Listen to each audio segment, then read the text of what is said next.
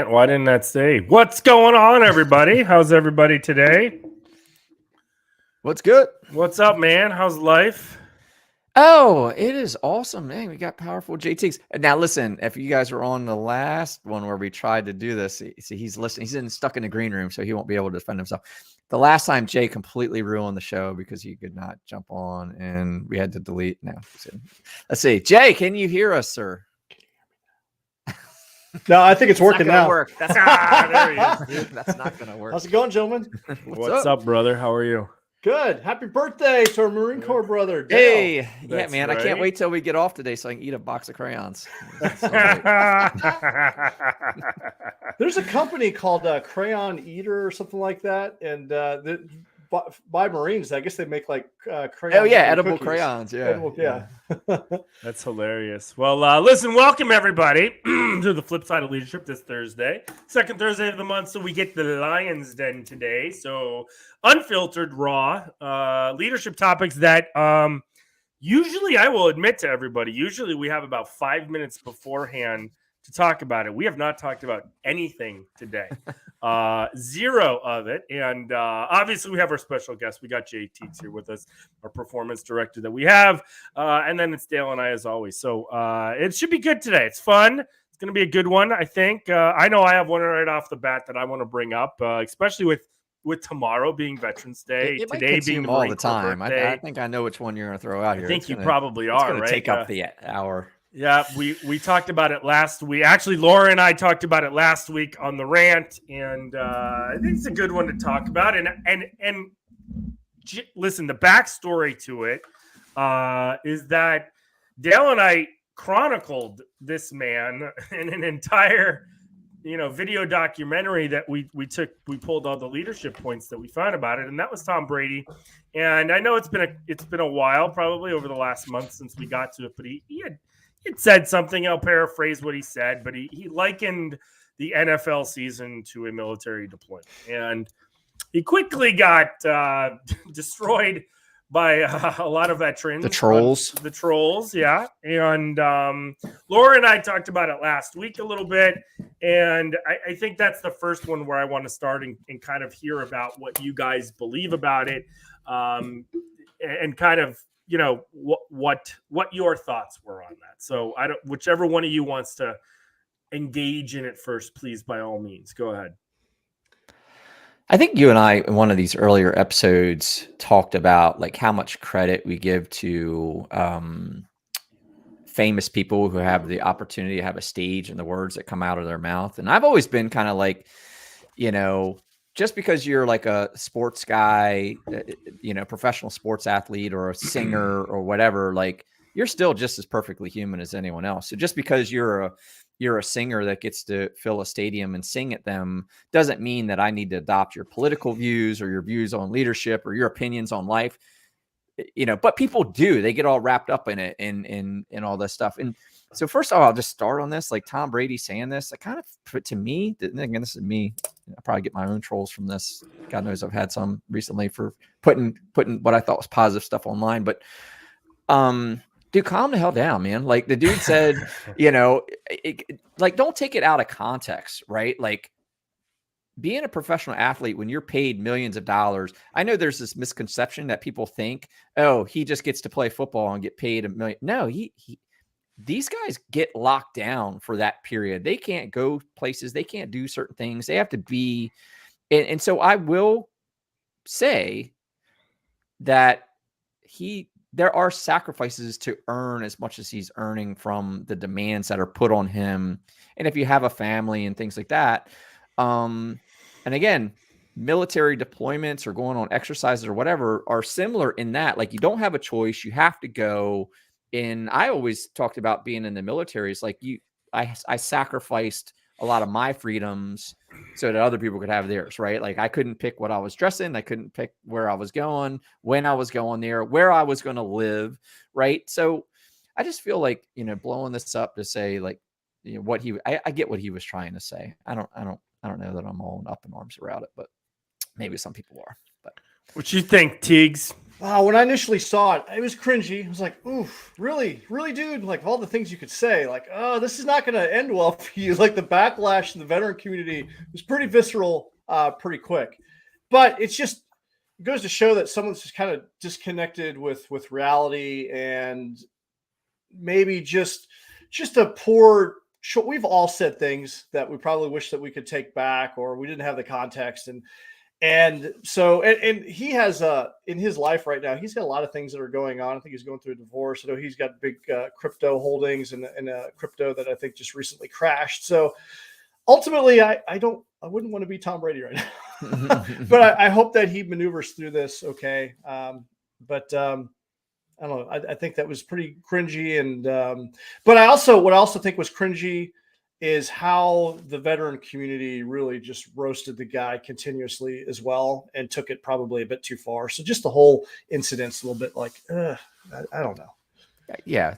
I to me, it's just like I guess you're hitting on the point I was kind of seeing of it. I went there and I go, look, man, I don't give, like say these folks, I don't kind of like hang myself on the words coming out of their mouths. Like again, you know what I mean? Like I'm not going to get all upset about, even if they say stuff I disagree with. It's like, but who are they? Right. Like if some stranger in the supermarket said something, stupid, like I'm going to go, I don't even know who you are. I don't even know who the real you is.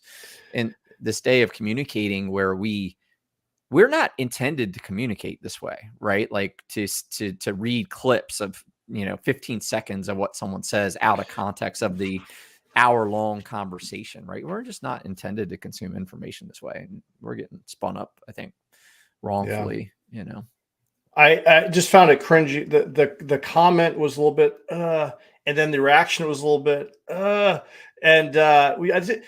we could all, like, if someone was looking for something to roast anyone, like I'm sure we all say something that could be instantly put out on social media and go viral and get roasted, and especially in this cancel culture, if you will, it can be pretty harsh pretty quick. So it's kind of scary actually to think about. Yeah, I mean, that could happen to any one of us. So Flip is ready. I am ready. Oh, here we go. There's only two people that I know of, and I'm sure there's a few more that can really speak to it, right? Villanueva from the Steelers, who I don't think is on the Steelers anymore, and he was an Army, I think major is what he got up to before he deployed out there. I think you can also talk Pat Tillman. Before he died, he understood at least the two sides of it to understand what both sides go through, right? Looking at it from those perspectives, I don't think any of us, like, if you're not in the shoes, you just can't talk, right? And even in the military, there's a subculture that was at the tip of the spear that was involved in stuff. Laura is one of them. I think you were as well. Like, we all saw it from a different lens, and our levels of right. To do, though, what they do and put their bodies in harm's way, and they are. I truly feel there's the football field is a battlefield, and they're playing at that level. We're seeing injuries all the time, left and right? No different than when there's a casualty. I remember being in exercise and hearing for the first time when I was a young sailor that there was a casualty rate for this drop that the Army was going to do. Like, we're expecting X amount of people to break ankles on this massive drop that we're going to do for an exercise. And I thought that was the most idiot. I was young at the time. I didn't know. I was like, that's the most idiot. Why would we absolutely plan for people hurting them? Like, but the truth of the matter is that, like, the NFL has a lot of those similarities. If you looked at who got together when TBIs were very big in the military, they got together with the NFL and partnered with the NFL to do TBIs and to put those two, melding those medical informations together to try to combat what they were doing. And we were trying to do the same thing when all the IEDs were going off and we were having all these traumatic brain injuries happen. So there is a lot of similarities between what the groups go through. What I did. So I did not, you guys are both right. The veteran community is fierce. It's been 20 years of war. So there's a ton of people out there with a ton of things. I happen to be on the more, I would say, the liberal side of the veteran community, in the sense, not necessarily in my politics, but in the sense of saying, look, all these people getting upset that people are kneeling at NFL games, they have that right. Like, we fought for them to have the right to do that. They can burn a flag. They can do what, That right is being given because we chose a different lifestyle. They're choosing a lifestyle to entertain. It happens to be with a sport that's passionate. And by the way, let's not forget that our man here is about to coach in a championship game next week. So let's just put that out there, right? I think so. In that same sport. So when I looked at it and I said, dude, is it any different that he's away from his kids as much as other people are? Like, that doesn't change even if you're in a war zone, or if you're not there for your kids as a 6-year-old. They don't understand that it's that. And we've all known this, and Jay, we can all attest. Sometimes it's harder when you're away, but not fully away. Like, sometimes when there was no communication to be had, we couldn't do anything. It actually is sometimes easier because mama's got it on lockdown back home. And it was like, there was no, well, there's dad. And then the emotions come up when you see him on a screen. So there's some ease to that where, again, we've played that. You make the phone call, and then for the next 30 minutes after the phone call, right, or the FaceTime, the kids are a mess. You're a wreck, right? And because it's almost worse. And then you have to go back into your compartmentalized world. They don't get that. It's in and out. It could be a different day. So, but I liken it to this too. And I've learned this more and more. There's a ton of people away from their families all the times in their jobs. So that's not special just because, right? I mean, and if you took the most dangerous jobs, right? Take the snow crab guy out, in Alaska. Take the woodcutters out in wherever, and take their danger levels that rival what people are doing in Iraq and Afghanistan. And I'm not taking anything away from that. And again, there's levels of it all, right? And so I looked at it, it was like, yep, poor choice of words. You're going to get 20 years of war. You're going to get, in fact, all the time the war was going on, you were winning Super Bowls, right? But we don't know that lifestyle either, right? Like, with that comes with everything else, that comes with its own whole line of scrutiny. There's not one person in the military, unless you were high up in a general standpoint or something, and I can only think about the generals in this, that had any level of scrutiny like Tom Brady's ever had in their lives. Like, you and I've never had it, right? Maybe Flynn, Mattis, like those guys who put themselves in those positions know then what Tom Brady's level of media and cultural scrutiny is. We don't know any of that, what that means. And so I just think in some respects, it's like, you're right. Everybody's right here, right? Okay, dude, bad optics, maybe some truth to it, right? For the whole thing. And to Jay's point, you're going through a lot of shit. People say dumb shit when you're going through a lot of shit. Like, it just is. I pulled up the quote. This is it. It's a one-liner. I almost look at like a football season like you're going away on deployment in the military, and it's like, man, here I go again. Right? We all thought it. We all thought that. I mean, by the way, everyone, not every deployment is a combat deployment. Hell no. Right. Yeah, like, that's so it's not like he's like, I feel like I'm going away to war, combat. No, you know what I mean? Like, and again, people just, like, our brain works. Like, if there's a blank, our brain will fill it. So people just take this one statement where he says, I almost look at like the football season, like you're going away on deployment in the military, and man, it's like, man, here I go again. I'd say majority of people don't know what it's like to be in the NFL either, right? And I just feel like probably what he meant, in the poor choice of words or comparison or whatever, is that he's committed, and there's 6 months where he's going to be away from his family. He's going to be gone 18 hours a day from something next to the other nonstop. And his wife's got to stay home and take care of all the kids. Like, I get it, and I think you make a good point, Flip. Like, there's other jobs that you have to do the same thing. Take a truck driver, dude. Take an essential worker that's exactly working 12s. They come home, right? They don't get to see their kid off to school, and they're in bed before they get home. Like, there's a lot of people going through that stuff. He likened it to something that's probably near and dear in the bloodlines, but we all know this, dude. There's a lot of time the military is sitting around doing nothing. Hurry up and wait, doing nothing, right? I mean, happy birthday Marine Corps, but your cargo until you get to your cargo until you get to where we take you, right? That is what it is, right? Like My ass rides the Navy equipment safely. my ass, that's right. That's right.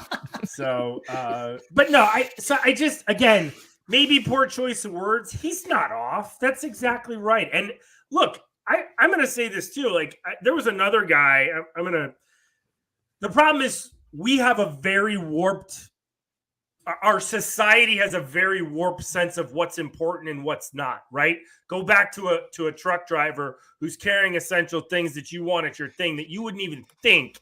That doesn't connect to the normal, like to the everyday person that truck driver is essential. And we just believe what? Well, we believe that the football player, who's making us happy for 2 hours on a Sunday, that's the important thing to worry about, right? Like only if he's winning, by the way. Yeah, only, but then we'll crucify him and we'll jump off bandwagons. So yeah, there's a little bit of all of that, of just the warped view of what's important and what's not. I mean, what if Tom Brady said, when I lose a game and the fans yell at me on Twitter, it's like coming home like a Vietnam vet being spit on and being called a baby killer? I think he would have gotten way more roasted than his very benign statement of what he said. So right. Jeez. Oh, good. All right. What I found interesting from a mindset perspective and coming from as a mindset coach is like how many people were triggered and probably spent an unhealthy amount of time engaged in conversation about this very topic. Right. Yeah. And I am not a huge football fan, but there is a lot of people that spend a lot of time watching and engaging in other people playing this game. And I just found that kind of interesting. Like if you're someone that's going to be like legit triggered by it and you're spending a lot of time talking about it, I'll be honest, I love the memes. I thought they're hilarious. I'm a meme connoisseur, but why was that so visceral to you where you kind of lost your emotional control and had to say something snarky on the internet and engage in that? And could that have been a better use of time somewhere else? And so I always think that when things like this happen, these topics of the day come out like this, especially in the entertainment industry, because I look at this as entertainment, how people get so emotional around this stuff. It's concerning. And I'm sure at work, you probably saw people talk about it at the water cooler. And it's fascinating to me. Yeah, you're going to pick something, you're going to pick something. It's true. Our Facebook user said, we be more kind in the world. And that's true. Like, you can't, I've always, and we can go on to the next question for one of you guys, but I've always thought you have a microphone in someone's face 30 seconds after they lose. What do you think they're going to say? What do you think someone's going to say that, and nobody knew at the time, but now looking back and going, what do you think someone's going to say what are your emotions right now? Well, I'm in a divorce. I'm going to lose access. What are you going to say? But that's our world, right? Our world is that everybody has to know everything that you're supposed to, we need more. We need more info. We need to be, we need to be real, right? There's the new I feel like in this day and age, especially like the last few years, more intensely recently, like the mental health stuff, I feel a lot of this type of stuff is used as a distraction from people's real crap that they should be tending to, right? Back to, I guess this is where Jay was going, right? Like if you're getting all triggered and you're chasing this squirrel that ran across your path, it's probably because you're looking for anything to avoid continuing down the hard path of your own stuff that you need to be working on. So, oh man, Tom Brady said this. Well, let me spend the next hour tweeting and responding and clicking and commenting and being all spun up. And that keeps me from worrying about, my kids failing in school, or I'm overweight, or I hate my job, or, my relationship's failing, right? It's a great convenient distraction because it has zero impact. It's great to just spin your wheels on something. You feel like you're engaged in something and you're getting a rise and you're getting whatever, but it's not meaningful. It's not taking you anywhere. I go back to, for me, I don't really care about this stuff. I don't care what Tom Brady says. I don't. To that point, I'm not against, and I know you two may feel a little different on this. I am a big proponent of having meaningless time, right? Of having your own time of doing nothing and not focusing on sometimes anything, right? Spacing out, whatever you want to call it. What I think the problem lies, though, and this is, I think, a little bit to your point, is you're engaging in something that's has toxicity tied to it, right? Mm-hmm. And so, like, if you want to go read, and if you want to read stuff and that's just because you want to stay up on, there's advantages. We all know this. There's advantages and disadvantages to social media and all the things that come with it. And I think it's positive. There's some positive ways to use it. We all get caught kind of going down the rabbit hole a little bit. That's kind of the point of it. It's made for us to do that. But you're right in saying when it gets to be toxic, or you're ending up engaging in toxic things and doing it, that permeates to other parts of you. And I think when you take that statement, whether you're a veteran or you're not, I mean, there's the veterans don't have to be the only ones that are standing on a soapbox for this either. There's a lot of really proud Americans that are like, how dare you say that about blah, blah, blah. I get it. I have no problem.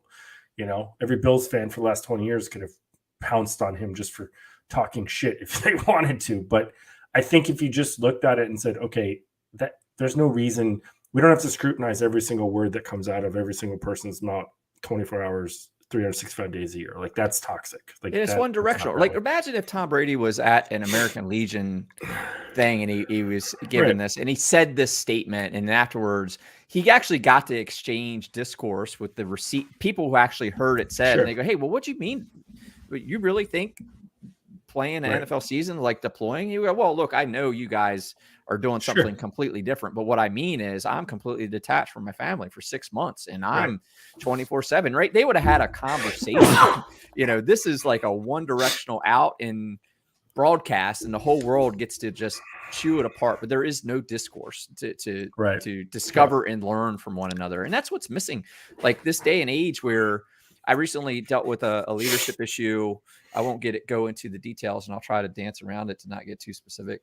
But, where I feel that, to your point about this engagement socially has trickled into reality where people think that they can just say things, be them negative or passive aggressively to the interwebs, and there's no repercussion of it, right? Like you can get on your little Facebook and you go, negative comment, passive aggressive, and just shoot it out. There's no repercussion of that whatsoever. And I'm starting to see people forget that they're not online. And I had an incident that, someone said something and it was very just negative, passive aggressive, whatever, and just tried to walk away. Like to me, it was like, you forgot you weren't online. You thought you could just say something and that other person wasn't going to come go, what did you say?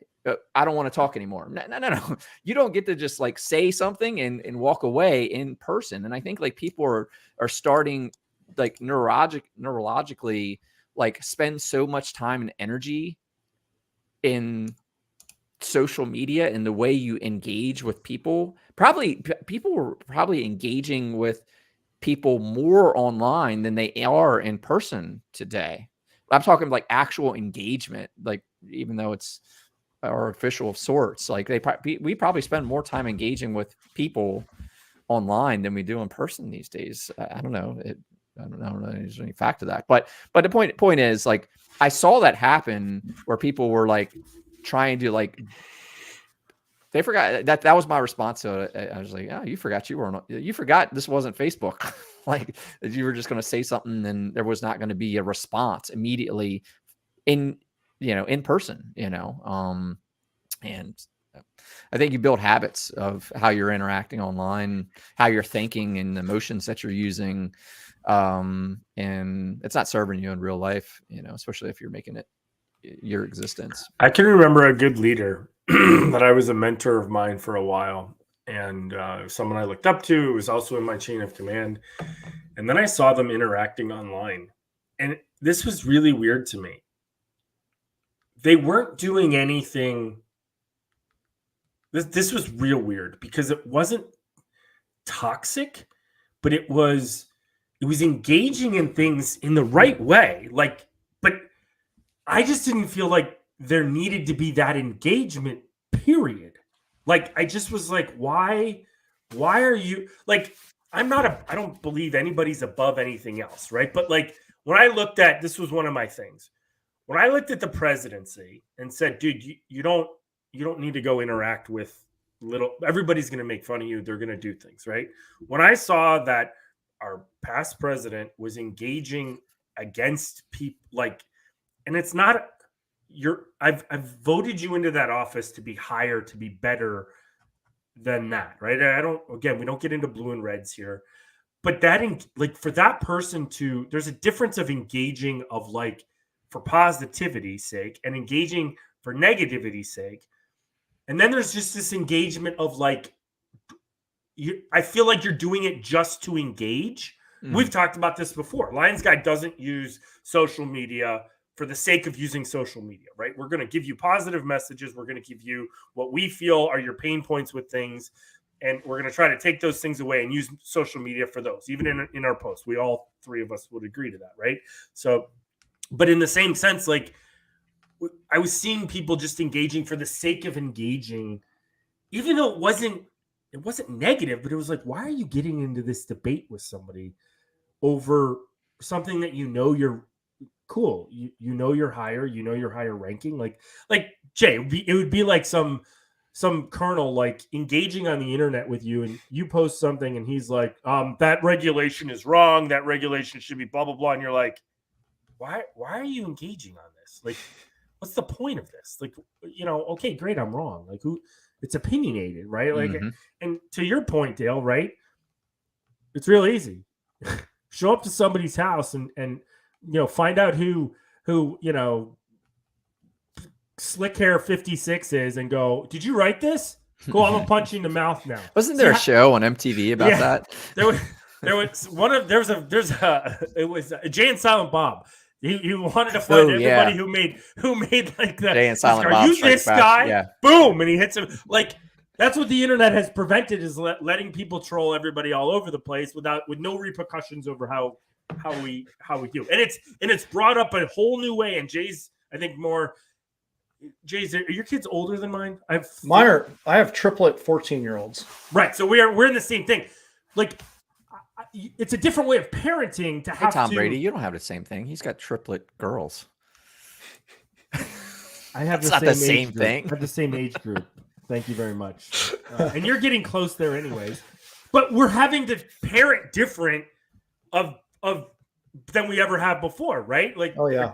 Like, I just found out what Be Real is off of a sketch, off of an SNL sketch. I didn't really know what it was. So Be Real is supposed to take away all your filters, right? So when you hit Be Real, apparently, it tells you when you have to post.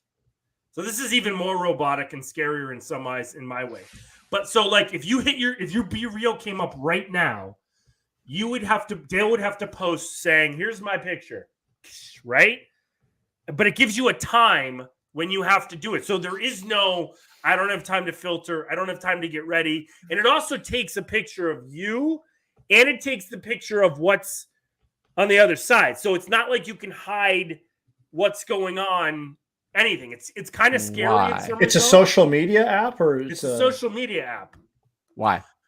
Why does it do it? No. Why would one do that? Because it's popular. So I think the part is that every other social thing you can put a filter on, you can make it look good, you could write like, oh, just waking up, boom, here's my right, and you've been made up for whatever hours or whatever the case is. Be Real's like, you don't know when it's coming, it'll get it whatever, and if you don't do it, then people go, well, they didn't post on like, it's holding a little bit of accountability of like what's real here in the world and what's not. That's an interesting concept, given everyone putting their best foot forward constantly. This is a way, I guess, a different way to be like, okay, let's put some reality in this, because it's basically saying that most social media, that's what I'm hearing, is that most social media is a bunch of like just filtered, it's fake. So now we got a social media that's more realistic. Right. And so our Facebook user even put, the app is designed to show people what real life is and not what social media paints it to be. It's meant to be a positive thing. And I have heard nothing that is what the intent is supposed to be. It's supposed to be positive because you only have a certain amount of time to post. But again, think about it.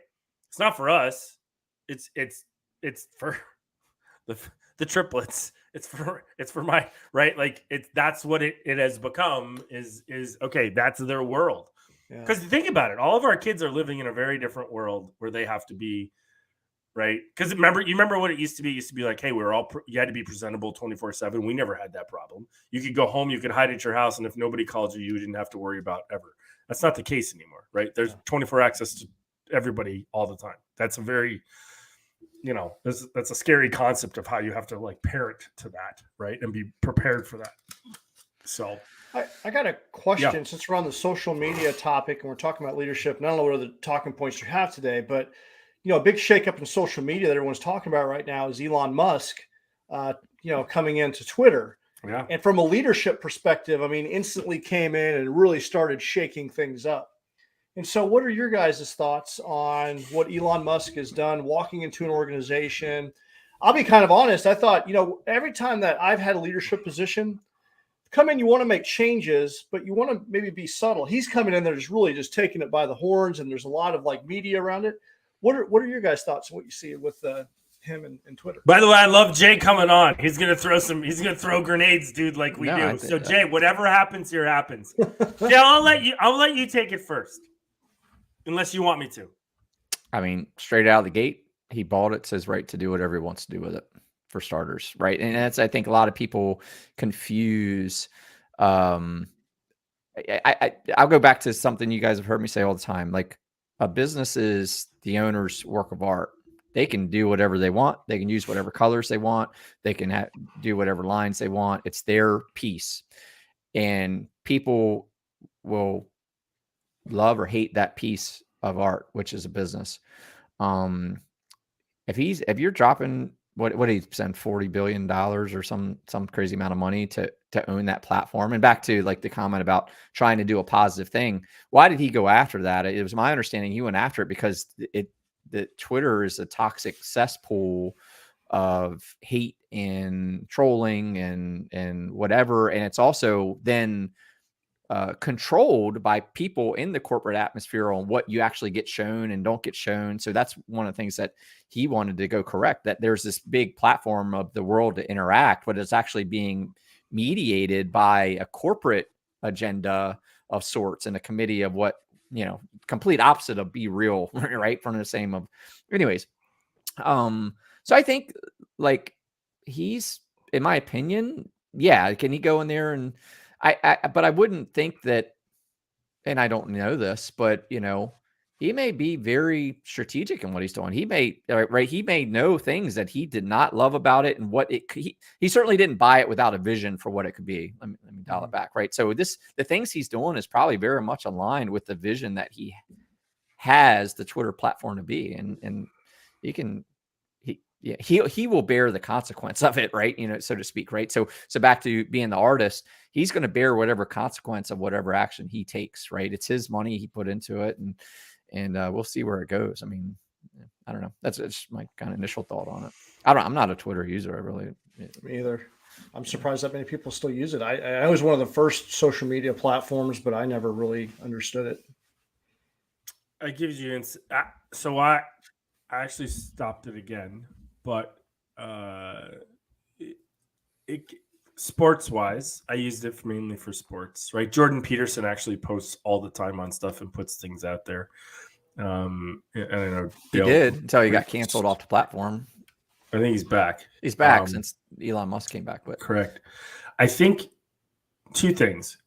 You know what you're getting from Elon, I think, from the start, right? I mean, to say that he's not a visionary guy, he's not a motivated guy from a business standpoint.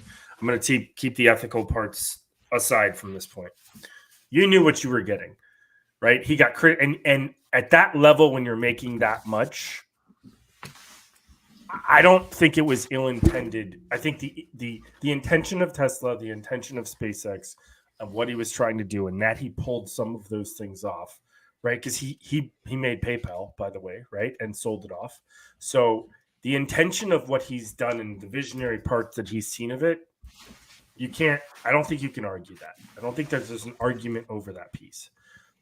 I think like when Zuckerberg made it, you look back at that story and kind of go, okay, it's turned into what it's turned into. So, but the intention wasn't from the start. He was drunk at Harvard and made up something, and then it became something, right? His intention was about, getting girls and figuring out, and it became what it became. The cesspoolness. Name one thing in life that doesn't have a cesspool side of it that you're trying to find. Leadership has a toxic side, right? We combat it. We try to do things that are combating it. When you get to that status, I think just like Brady, I think it's a real, and nobody in this call and probably watching will have that perspective though of what it's like to be at that level and what it is. Do I believe I'm a person that believes that everybody's good at heart and they get led astray, right? My spam thing is, I'll always believe that. So the intention's always there. And when you're at that level, the levels are just going to get whatever. Him coming in and saying, we're going to change it. You knew it was happening. It's not that you didn't know. He made it known from the beginning, this was going to happen. He made it known from the beginning at Tesla, it's time to come back to work. My company's coming back to work. If you don't want that, I'm sorry. This isn't how I'm going to run the company. Hardline, sure. But does he know what he's doing, and has he had success in doing it? Yep, he has. No argument there, right? And so it's hard when you know, and it's consistent. Let's talk about consistency. Whether you think he's a dick or not, because my guess is if you thought he was a dick at Tesla, you're going to think he's a dick at Twitter, whatever the reasoning. The problem with Twitter ends up, though, that he gets into the political side of it all because of what Twitter had become with our past president and with other people who had views that were seen in a different light, whether that's far right, far left, whatever it was. So that's where it becomes like, well, then the story gets taken away from what it does. If you looked at what he said, which was, hey, the world needs this in order to be free, right? You can't have it where it's not like that. Free speech is tough, man. It's in our Constitution. We love it. But what does it mean when, you're trying to get information out to the public and the public's not believing you because you think, right? Because people have crafted things about, that's tough, man.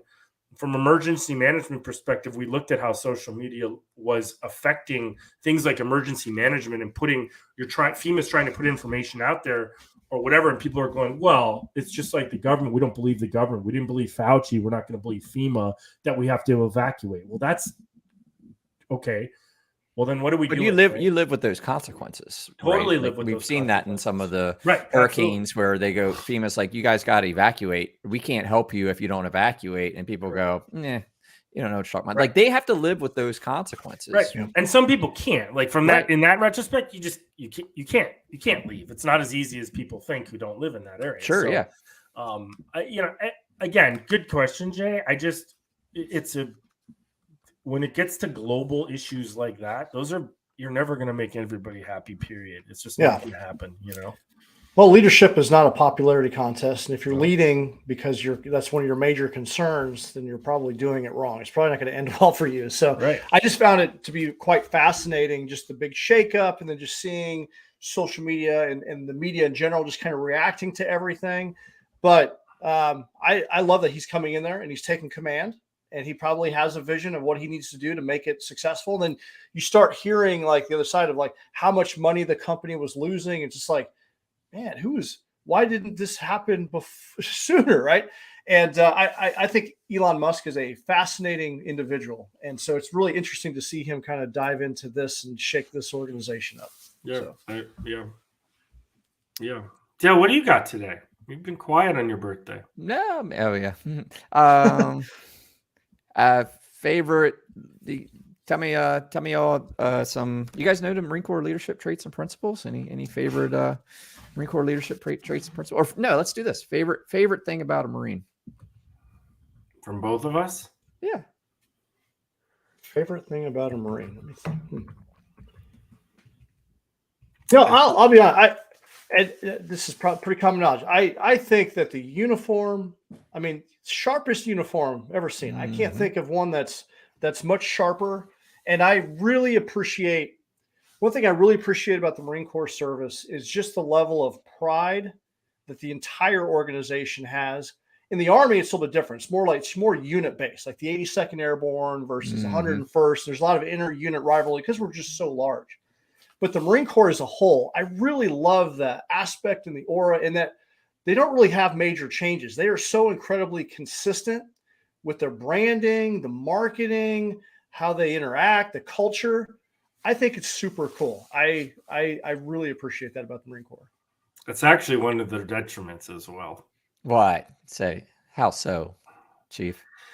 Because first of all, it's Master Chief, but secondly, so, and being a corpsman, by the way, like I have very, very, very ties, though I was never assigned, but very close ties and a love for, because a lot of my brothers and sisters did go. And for those that didn't know, the Marine Corps does not have their own medical service. They use the Navy's medical service because We don't have our own ships either. Because they are a department of the Navy. Let's just put it that way. They are the second. Here's some history. They are the second oldest service, only behind the Army. They're actually before the Navy, even though that they were originally there. They took Army folk to put them on ships, and those people stayed permanent, and those became the Marine Corps. So that's why you see the Marine Corps flag second in line when you ever see the flags lined up. But here's one of my favorite things about the Marines. Though you have, to Jay's point, you have a very much mission. It had to change, right? And I've chronicled Mattis before. I actually wrote a huge piece on him for college. And when you looked at what they did, and they became a ground unit to move in force inside and go deep inside things, that was not something that they were good at. And then to come back to being an amphibious force, it caused a lot of strife within the Marine Corps recently about how you guys were going to come back. And it took a lot of different leadership, right? If you look at Mattis's biography and you look at where he was, read Call Sign Chaos, read, No Better Friend, No Worse Enemy, and you'll know, he created the land force, invasion force, what it was going to be, and keep going, and then had to change it. Everybody had to go back to, because that's all he knew. He fought in the Middle East for all that time. And he was very influential with that. So the Marines, highly adaptable, to Jay's point, of being able to kind of move on stuff, being able to do kind of, but problem was not an occupying force. And we found that that's not their job, right? Their job is to go in. And this was Jay, this is absolutely no bag on the Army in any way, shape, or form. But I remember my friend going in, and they were occupying a part, the Marines were occupying a part in Iraq. And the Army was going to take it over, and they knew it was going to be more lax because it was the Army coming in, and that wasn't, again, very different, right? Your force is a very great, like to your point, very much spread out. And we were using, over 20 years, we were using a lot of you guys were using a ton of reservists that love reservists, but again, it's full. There's just a different sense of what you're going to get sometimes, in that when you get someone who's not full-time in it all, and not always. I'm not talking absolutes, but to me, the Marines were, people knew, don't fuck with the Marines, dude. And I'll say that was a Mattis quote, right? Like, that's not what you do.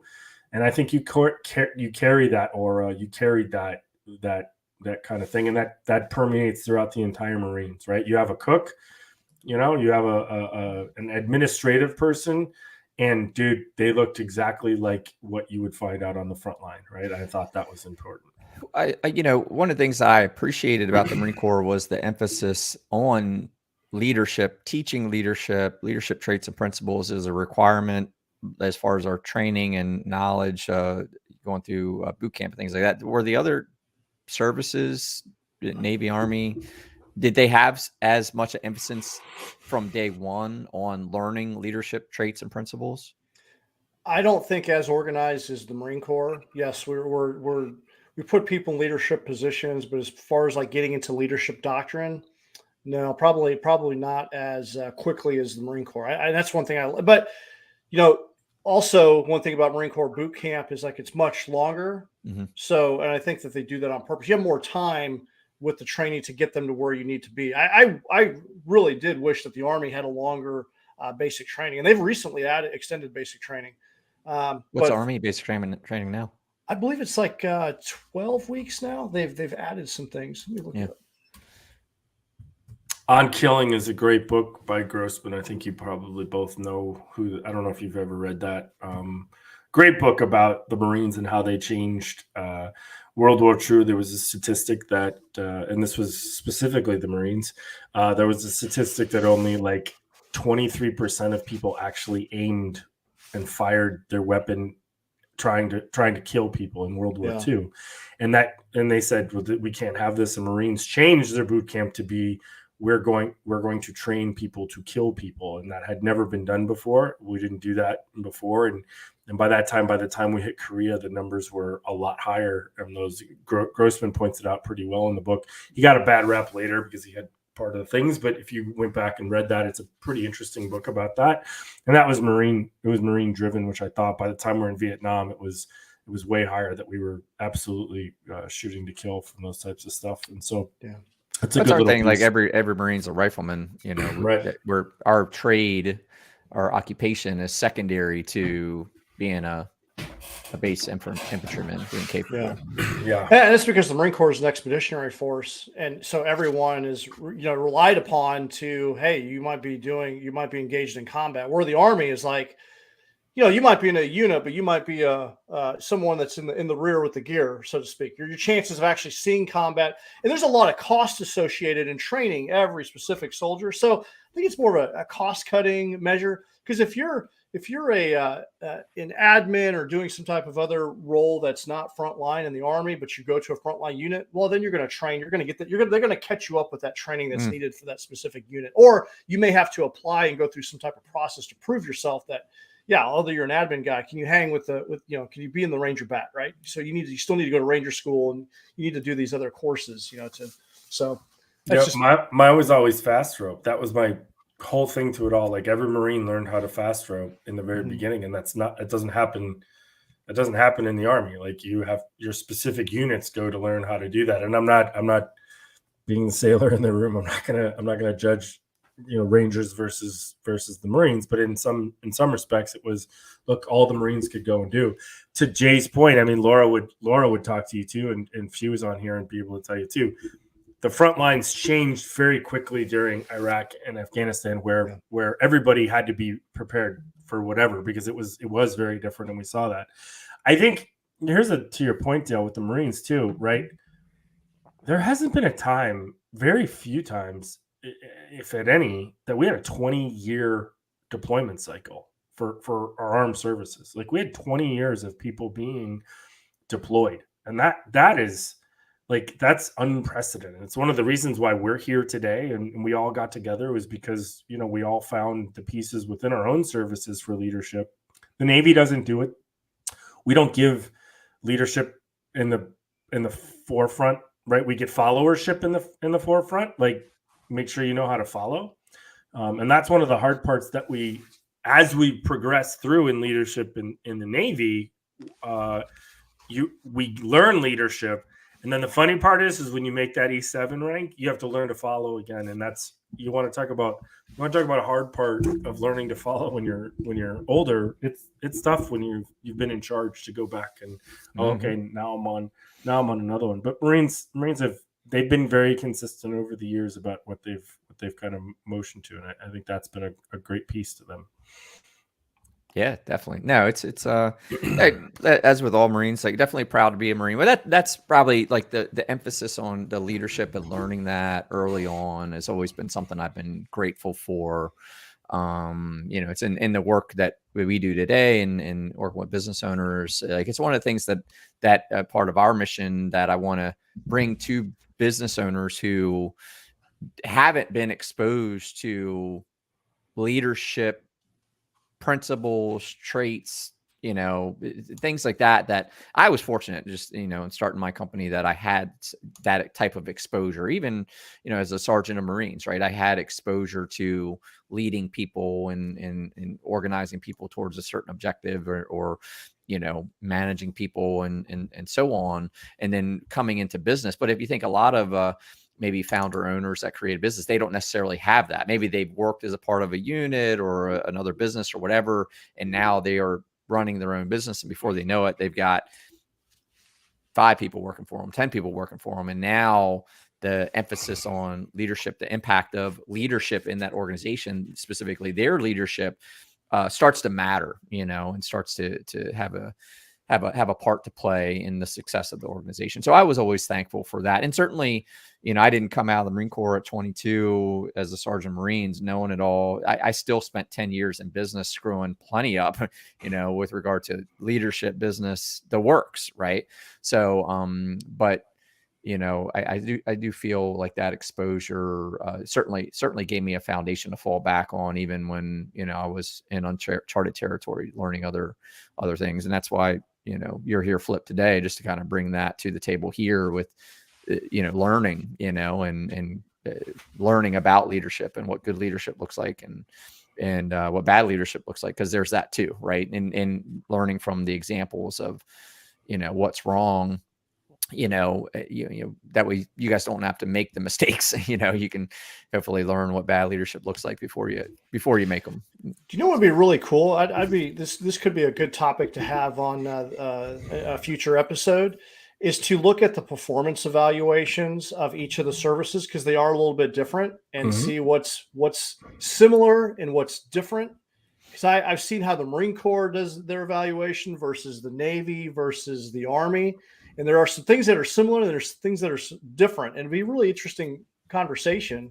And that could be helpful to other people that are listening in their business to see, compare that to how they do their performance evaluations. Because in the Army, it's definitely very much like part of that performance evaluation is giving leadership feedback and how they're doing, and looking at the attributes and the competencies of the Army and what the principles of leadership that the Army prescribes. And I think it'd be kind of fascinating. The Navy has a leadership box, a section, and that leadership section actually isn't even checked off for.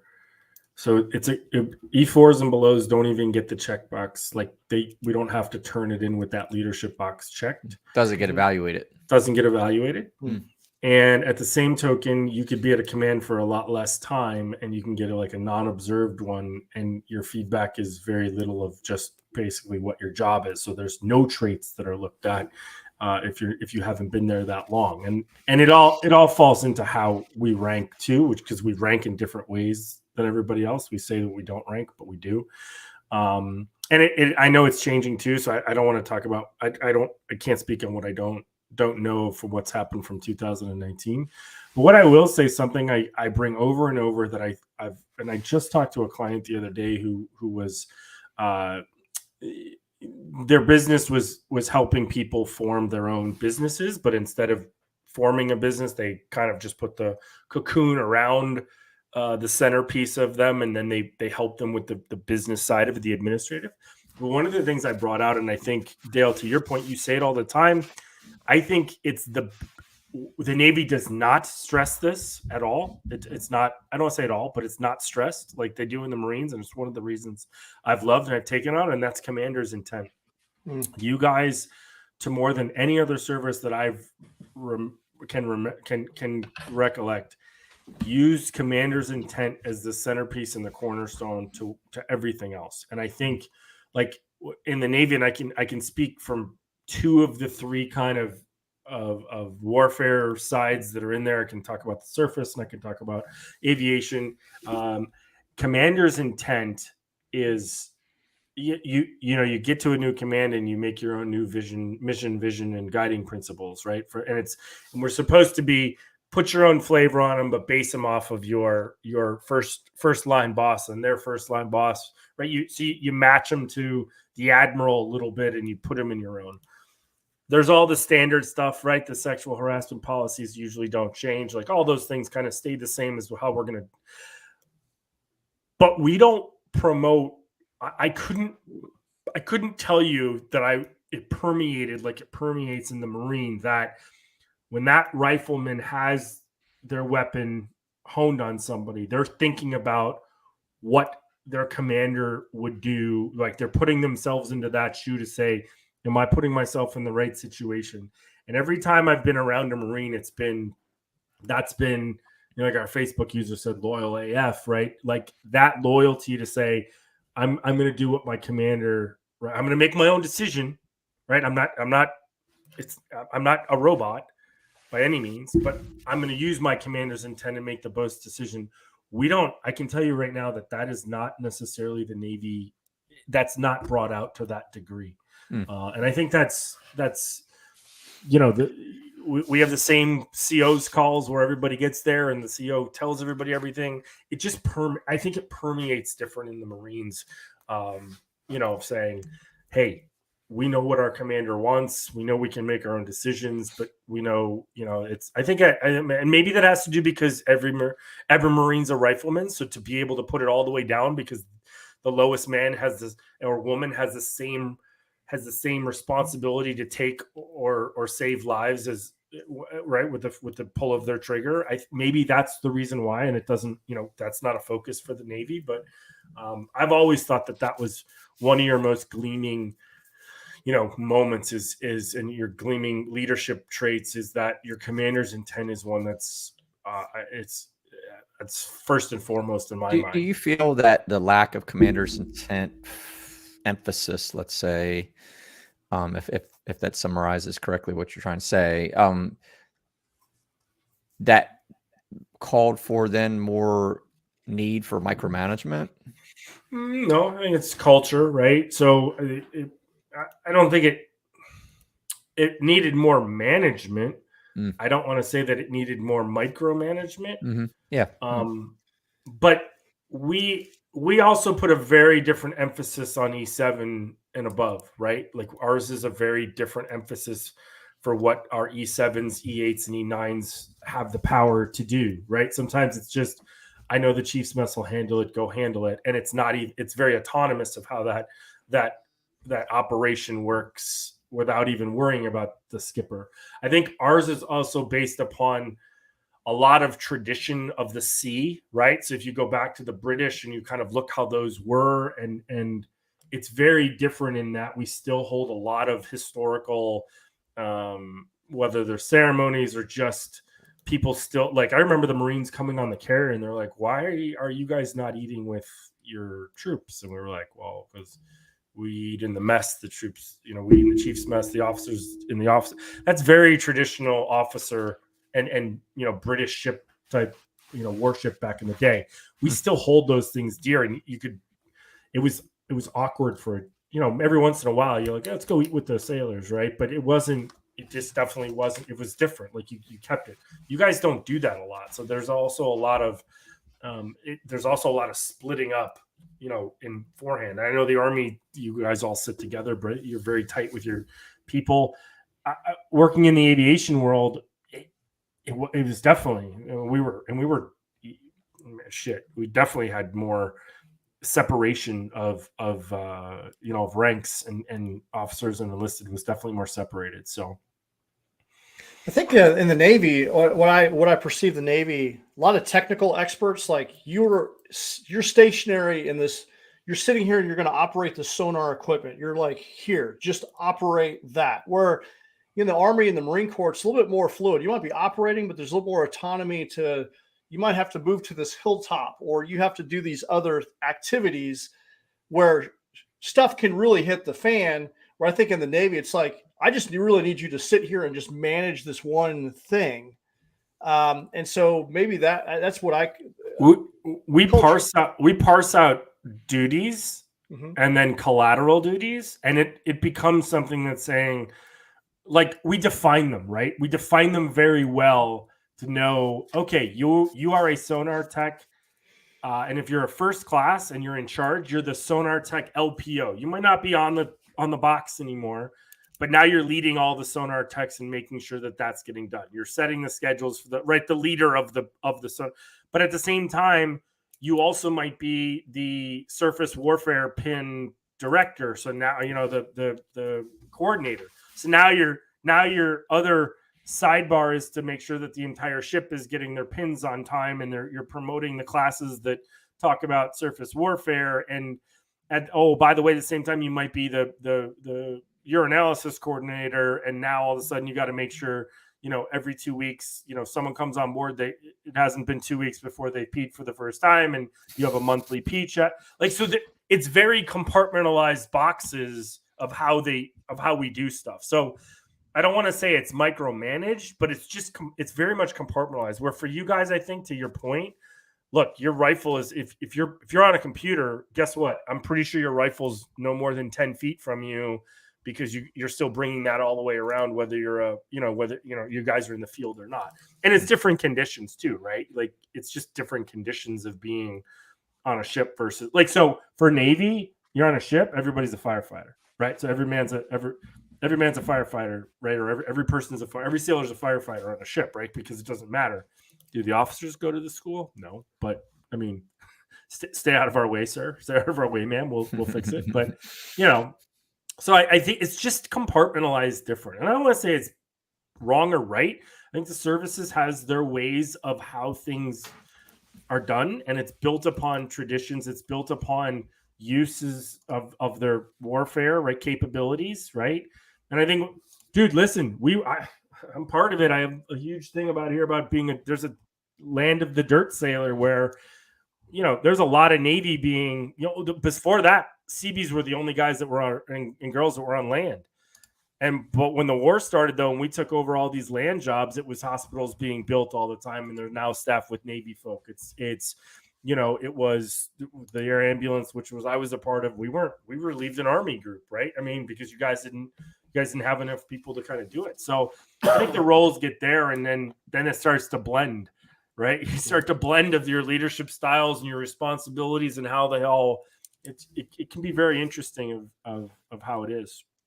Yeah, in the Army, the commander's intent is so incredibly important. We place so much emphasis on it, and that's part of the decentralized. When stuff hits the fan, right. Your soldiers can continue to operate, and it's what it is in an organization. It's basically a vision statement, right? It's making sure that everyone knows what the commander's intent. And in the Army, I'm sure it's probably the same in the Marine Corps. It's comprised of three things: the purpose, like what is the purpose of what we're doing. What are the key tasks? What absolutely has to happen? And then what's the end state? Like when all is said and done and the smoke is clear, where do we want to be? Where does the enemy need to be? And how do we want, what posturing are we at the end of this? And I think any organization could benefit from having some form of commander's intent breakdown structure like that, because it is incredibly powerful when it's just chaotic.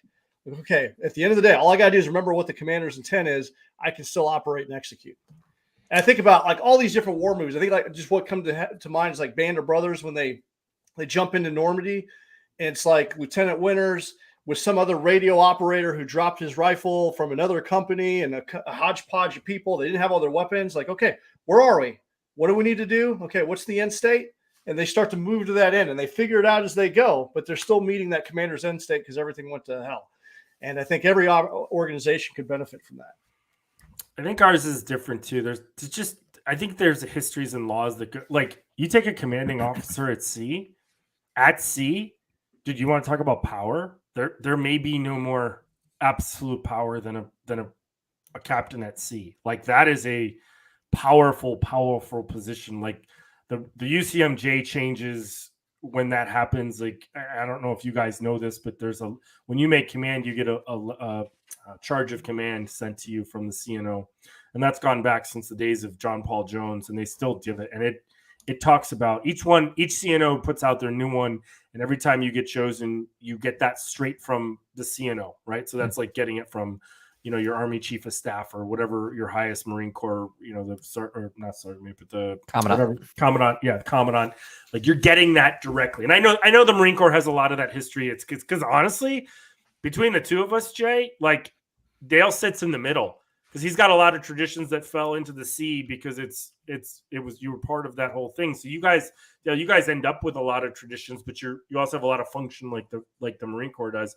But for our land forces, like if I told you special operations works almost exactly like you got like commander's intent, knowing what the boss wants, and that is very much. And I think it's we don't have to do that when you're out at sea and it's isolated and it's very different in those kind of senses. But it works. I don't want to say it doesn't work. It's the most powerful Navy in the world. That we do some amazing things out there. Just if you ever go on a carrier and you see what can happen and how that orchestrates itself. I mean, it's amazing, like how to land, 200,000-pound planes on an aircraft carrier at night, in seas. Like that's no small task that's done by one person. So we all have our ways. And I just, Commander's Intent is very much, though, more called out, I think, in those two services. So.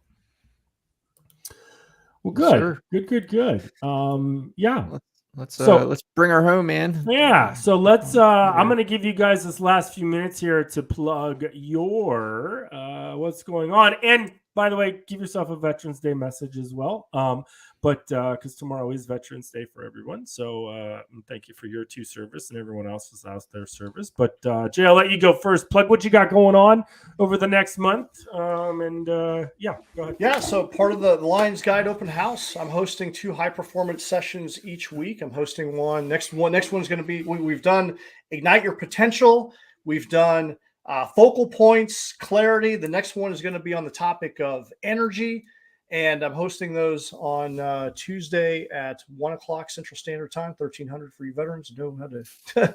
And then 09 Central on Thursdays. And they've been incredibly impactful. And looking at the schedule and how to create more content on the high performance topics, high performance, leading yourself first, I think is, in order. And it's what I love about the various cohorts that we have and focus areas within the Lions Guide. But that's ultimately when I think about high performance, being able to lead yourself, lead yourself first. And so excited about that. And then for all the veterans out there, just thank you. It's an honor to be a part of, to be able to serve and continue my service from what I've learned and share these lessons because, I think the military has done it. I am proof that leadership can be developed. And I'm just honored to be a part of the team to help other people. And for the veterans out there, thank you for your service and sacrifice. And we wouldn't be here to, have the freedoms that we have without people, putting themselves out there to do that. Yeah, and I second that too. I'll start there, right? Thank you for your service, all the veterans. I know, some veterans are out there. It's like, hey, I didn't do it for a thank you and all that stuff, and I'm there with you in some regards. But we do need to take the opportunity to reflect on, the value and the contribution, of our servicemen and women. And then, like Jay, I'm got some open house sessions rolling too. Mine next week. So I do Wednesday afternoons, 2 p.m., 1 Central.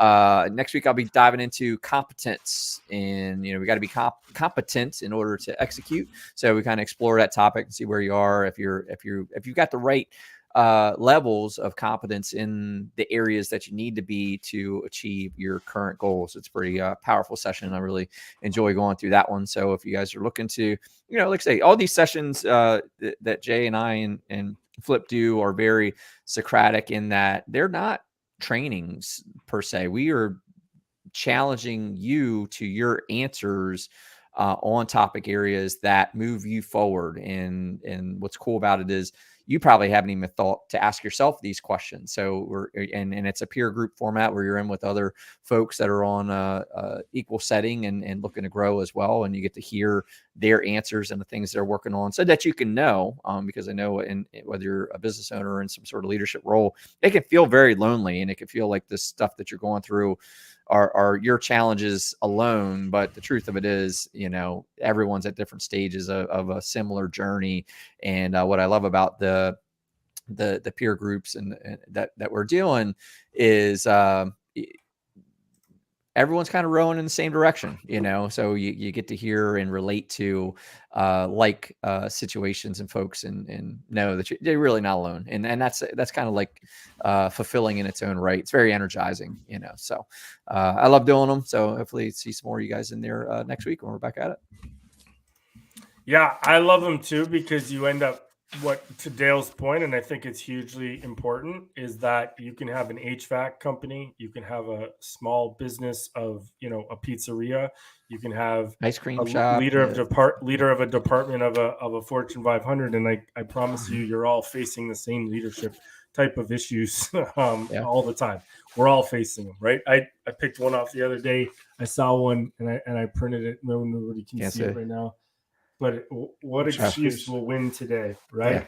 And I thought that was so powerful to me. I saw someone post it, and Dale, you reposted it, and it was huge. And I made it here for myself. But so from a standpoint of the leadership, which is what today's thing was about, November 30th, 11 o'clock, I'm going to host my own session. It's going to be on empowerment and leading up, which I think is a really good piece. It fits into Jay's and to Dale's piece of it all, which is, you got to lead yourself first in order to lead your team. And how do you lead your team? And one of the ways is to show them that you can empower them to do the things that you don't necessarily have time for, or to free yourself up to be able to take some time for yourself that's much needed in the rest and recharge as a business owner. And that's by doing that, it's trusting them, it's empowering them to be able to do that. And on the same token, it's a culture and it's an environment. And so it's from a leading up standpoint, it's you're now supporting the boss. How do you get the buy-in for them to support you so you can able to do that? And so I'm excited to do that session, host that for the free session for the open house from now for this month. Next week, we're going to have a tape show next week. I'm going to put out my 5. We would normally have the book review at the end of the month, but since our last Thursday of the month is Thanksgiving, I'm going to do a book review next week of my 5 leading books of people that I have leaders that have mentors. So I'm going to do that. I'm going to post it next week. You can go on and watch it, which is going to be awesome. Have some good ones in there like Mattis and Powell and even a beer guy. So it'll be interesting to see all those things of how they do that. But last but not least, from everybody here in the departments, we absolutely thank you for your service. We thank you for what you've done. And to Dale's point, look, I know you don't need to hear it all the time, but you did what you did, and we thank you for what you're doing and what you're continuing to do. So tomorrow's the red day, remembering everybody that is deployed. We still have people out there doing things, so it's just not about who we talked about today. Happy birthday to the Marines. So we'll say that one more time for the Marines, so Semper Fi for all of our jarheads out there. And listen, thanks for stopping on the Flipside today. We appreciate you stopping by. Looking forward to seeing you in December. Next time we'll see you live will be in December with the rant with Laura again. But and some big things coming again in the leadership department. We got some new courses that are going to come out in the new year that we're working on behind the scenes. So thanks for stopping by again. Happy Veterans Day tomorrow. Happy birthday to the Marines. We'll see you all. Catch you on the flip side. Have a good one. Thanks, guys.